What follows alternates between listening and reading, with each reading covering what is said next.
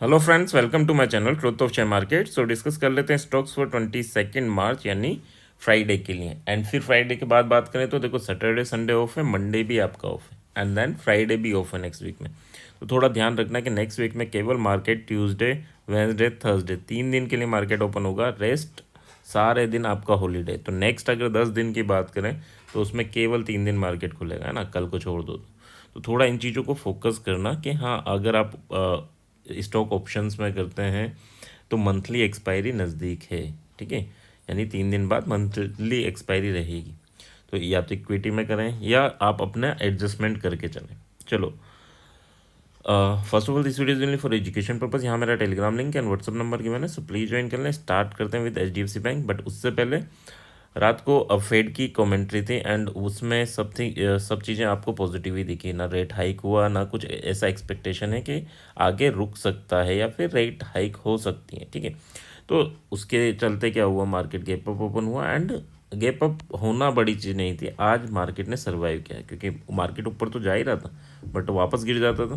तो आज मार्केट ने इतना बड़ा गैप अप, देखो अब बोलोगे ये गिर गया, अरे गिर तो गया बट इतना बड़ा गैप अप तो सर्वाइव कर रहा है इजीली, ठीक है। यानी अगर 1430 से 1445 के अराउंड, 46 के अराउंड अगर बंद हो रहा है, 1% ऊपर बंद हो रहा है, तो दैट्स अ वंडरफुल थिंग। और दूसरी चीज़ अगर आप देखेंगे, एक ट्रेंड लाइन थी जिसका रेजिस्टेंस फेस कर रहा था, केवल ये लाइन ही उसे क्रॉस कर रही थी। बट आज मार्केट उसके ऊपर गया, वापस नीचे आया एंड ऊपर ही क्लोजिंग दी है। So everything is bullish until and unless अब जो आज का ये लो है, ये क्लोजिंग बेसिस पे अगर ये लो देखें तो उसको नहीं तोड़ता तब तक कोई दिक्कत नहीं है भाई मार्केट में ना। बाय ऑन डिप चलेगा। एक और चीज़ आपने नोटिस की होगी, मैंने लिखा है सेक्टर रोटेशन। तो अब क्या होगा, जैसे 2 दिन आपने बैंक निफ्टी में बाइंग अपॉर्चुनिटी दिखी कि काफ़ी बड़े मूवमेंट आए। जैसे आज अगर बात करूँ तो ऑटो में काफ़ी बड़े आए। 2 दिन ऑटो में रहेंगे, फिर 2-3 दिन आपके बैंक में रहेंगे, फिर 2-3 दिन आपके आईटी में रहेंगे, है ना। ये नहीं कि 2 दिन आपका ऑटो भाग रहा है और फिर हम ऑटो में, अगर हम ट्रेडर हैं तो हम ये नहीं कि 2 दिन ऑटो ने 2-2%, 3-3% के मूवमेंट दिए और तीसरे 3 चौथे दिन भी हम ऑटो में ही बाइंग करते रहे ना। तो आपको भी ये रोटेशन साथ में करने होंगे कि हाँ, अभी ऑटो चल रहा है तो ऑटो में है, बट 2-3 दिन ऑटो का अगर मूवमेंट हो जाए तो फिर उसमें छोड़कर हम दूसरे स्टॉक में है जहाँ कंसोलिडेशन चल रहा है। तो जब भी रैली चलती है मार्केट में तो इसी वे में चलता है कि सब चलते हैं ऊपर, बट हाँ, बड़े मूवमेंट जो आते हैं वो सेक्टर वाइज होते हैं ना। तो थोड़ा इन पे भी फोकस करना है, ये नहीं कि एक टाटा मोटर पकड़ लिया उसी पे लगे रहे, या आपने HDFC पकड़ लिया उसी पे लगे रहे, ना। तो थोड़ा इन चीज़ों पे भी फोकस करना। HDFC ने बहुत अच्छा ब्रेकआउट दिया है।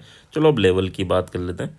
1448 अगर ये टूटता है तो 1456 एंड देन 1463 ये टारगेट आपको मिल सकते हैं। 1444 आपका SL रहेगा। 1443 अगर नीचे टूटता है तो 1435 एंड 1425 तक के टारगेट आपको देखने को मिल सकते हैं। यहाँ पर अगर मैं एसएल की बात करूँ तो 1445 का आपका एसएल रहेगा। So that is about HDFC bank. Next बात कर लेते हैं एक्सिस बैंक। एक्सिस बैंक भी आज फंसा रहा। एंड अगर यहाँ पर बात करें तो देखो 1045 अगर ये टूटता है तो मार्केट में एक बुलिशनेस देखने को मिलेगी। कहाँ तक कि 1063 एंड 1080 ये दोनों टारगेट आपको देखने को मिल सकते हैं, ना। और यहाँ पर अगर मैं एसएल की बात करूँ तो एसएल आपका रहेगा 1036 का। नीचे अगर हम बात करें 30, अगर ये 30 टूटता है 30.5 तो फिर आपको 15.5 एंड 1000 तक का मूवमेंट देखने को मिल सकता है। अब यहाँ ऑलरेडी मैंने टारगेट बड़े लिए हैं तो फर्स्ट टारगेट पे आपको बुक कर लेना है और सेकंड टारगेट के लिए तब जाना है जब फर्स्ट टारगेट के ऊपर कंसोलिडेशन करे या इसके नीचे कंसोलिडेशन करे, ठीक है। तो ये क्लियर रखना। अब यहाँ पर एसएल क्या लेके चलेंगे तो एसएल आपका जो बनेगा that is 1037, that is your hard SL for selling side. चलो दैट इज़ एक्सिस बैंक। अब ये एसएल बड़े हैं तो क्या करेंगे, तो 15 मिनट की कैंडल देखेंगे, 15 मिनट की कैंडल के लो को आप एसएल लेके चलेंगे, 15 मिनट की कैंडल के हाई को, यानी अगर ब्रेकआउट करे ऊपर की साइड जाने लगे तो उसके लो को, ब्रेक डाउन करे तो फिर उसके हाई को आपको एसएल लेके चलना है। So that's about axis bank. Next बात कर लेते हैं। So that is about Reliance. Reliance में क्या चल रहा है, देखो रिलायंस ने भी अपने गैप अप, यही चीज़ है कि यार ये काफ़ी इंपॉर्टेंट रेजिस्टेंस था, उसको ब्रेक किया, एग्जैक्टली वहीं आया, ठीक है, ये आया सुबह वहाँ पर और उसके बाद वहाँ से बाउंस किया। तो ये मत बोलिए कि आपको बाइंग अपॉर्चुनिटी नहीं मिली, है ना। बाइंग अपॉर्चुनिटी दी मार्केट ने, बट हाँ, हो सकता है क्योंकि ये पहली कैंडल थी और उसमें डर लगता है ना, तो नहीं आप एंटर किए। बट हाँ, बाइंग अपॉर्चुनिटी दी और वापस उसने टारगेट भी हिट किए जो कल गिवन था फर्स्ट टारगेट। अब बात कर लेते हैं 2907। अगर 2907 की बात करें तो इसके ऊपर कल निकलता है तो आपको 2927 एंड 2948 तक के टारगेट देखने को मिल सकते हैं। 2900 इज योर एस एल, ठीक है। तो यानी आपका 7 पॉइंट का एस एल रहेगा और 20 पॉइंट के टारगेट 1:3 है। So I think that's a good thing. And अगर 2889, ठीक है, ये अगर टूटता है तो फिर आपको 2874 एंड देन 2858 यहाँ तक के टारगेट देखने को मिलेंगे। एसएल की बात करूँ तो यहाँ पर एसएल 2898 का रहेगा, ठीक है। So that's your hard SL for selling side. Reliance bullish है, स्ट्रक्चर कोई दिक्कत नहीं है इसमें। इन्फोसिस अभी तक बुलिश नहीं हुआ है ना, इन्फोसिस अभी तक बुलिश नहीं हुआ क्योंकि ये जो एक ट्रेंड लाइन था हायर हाई हायर लो का, उसका ब्रेकआउट करता नीचे ही चल रहा है। यहाँ पर इसने कोशिश की, ब्रेकआउट भी किया था, ऊपर गया एंड फिर नीचे आ गया, ठीक है। सेलिंग प्रेशर जनरेट हो गया, फिर काफ़ी नीचे आया और ऊपर आके क्लोजिंग दी।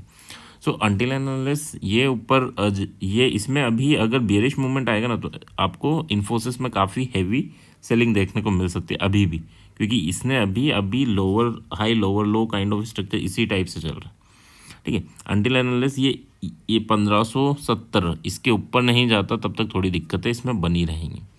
ओके, कल के लिए अगर सिंगल टारगेट की बात करें तो 1558 अगर टूटता है तो 1570 एंड 1580 तक के टारगेट आपको देखने को मिल सकते हैं। एसएल हम छोटा सा लेके चलेंगे, सो दैट इज़ 1554 का, ठीक है।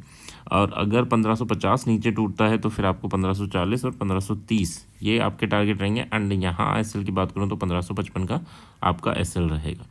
So that's about Infosys. Next बात कर लेते हैं, so that is SBI. SBI में क्या चल रहा है? एसबीआई अच्छा खासा मूवमेंट दे रहा है एंड फिर कंसोलिडेशन हो रहा है, यानी बड़ा गैप अप हुआ, सर्वाइव किया, नीचे आया एंड फिर थोड़ा सा अगर देखोगे तो देखो ये कप विथ हैंडल है ना, रिवर्स कप विथ हैंडल। अब ये क्या, ये ब्रेक करेगा, तो अगर ब्रेक करेगा तो काफ़ी हैवी सेलिंग देखने को मिलेगी।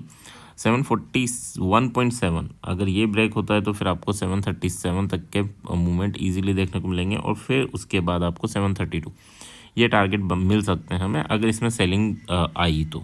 744.5 का आपका यहाँ पर एसएल रहेगा सेलिंग साइड।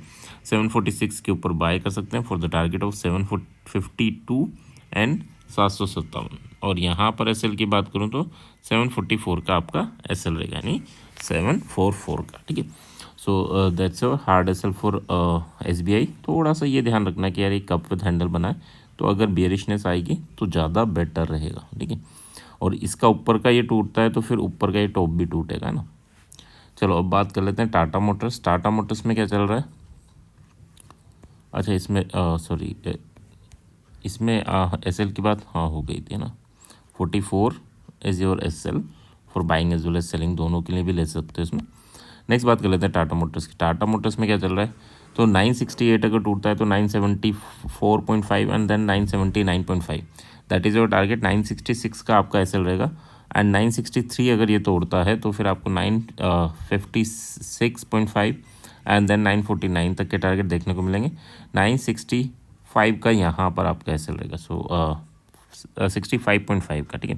2-2.5 पॉइंट का एसएल उधर भी रहेगा। So that's about Tata Motors. Next बात कर लेते हैं, so that is our Adani. Adani में क्या चल रहा है? देखो अडानी पे बहुत कुछ निर्भर करता है ना। क्यों? क्योंकि अडानी की जो न्यूज़ आई थी उसे दबा दी गई है, जो ग्लोबली चल रही थी पिछले वीकेंड में। अब ये वीकेंड आ गया लेकिन ये गिरा नहीं है, ठीक है। तो अब देखना ये है कि ये कब तक संभालते हैं अपने आप को, और अगर ये बुलिशनेस दिखाएगा तो फिर बारिक की पूरे सेक्टर आपको नो डाउट बुलिश दिखेंगे। बट अब जो मार्केट की बात करूँ तो मार्केट एक अपसाइड मूवमेंट में जाने को तैयार बैठा है, और बस ये साइड वे भी रहेगा तो कोई दिक्कत नहीं। बट हाँ, इसमें अगर बड़ा फुल आया तो दिक्कतें आपके स्टार्ट हुई। चलो अब बात कर लेते हैं 3078 या 80 का लेके चलना। 80 अगर टूटता है तो 3120 एंड 3165 तक के टारगेट आपको देखने को मिलेंगे। यहाँ पर अगर मैं एसएल की बात करूँ 3060, यानी कि ऑलमोस्ट आपका 17 पॉइंट का एसएल रहेगा। 60 अगर टूटता है तो बियरिश हो सकते हैं for the target of 3025 and then 2978। यहाँ पर एसएल की बात करूँ तो 3075 का आपका एसएल रहेगा, ठीक है। So that's hard SL for Adani. And I hope यहाँ तक चीज़ें क्लियर होंगी। क्लियर हैं तो प्लीज़ लाइक एंड कमेंट। थोड़ा सा रोटेशनल व्यू पे ध्यान रखना, दो सेक्टर डेली रन करेंगे, ठीक है। और 2 दिन 2.5 दिन अगर मूवमेंट हो जाए तो फिर उससे आप प्रॉफिट बुक करके दूसरे सेक्टर में शिफ्ट होने की कोशिश करना। तो थोड़ा इन चीज़ों पे भी फोकस करो, धीरे धीरे सीखो, और ये बहुत काम आएंगे आपके, है ना। आई होप यहाँ तक चीज़ें क्लियर होंगी। क्लियर हैं तो प्लीज़ लाइक एंड कमेंट।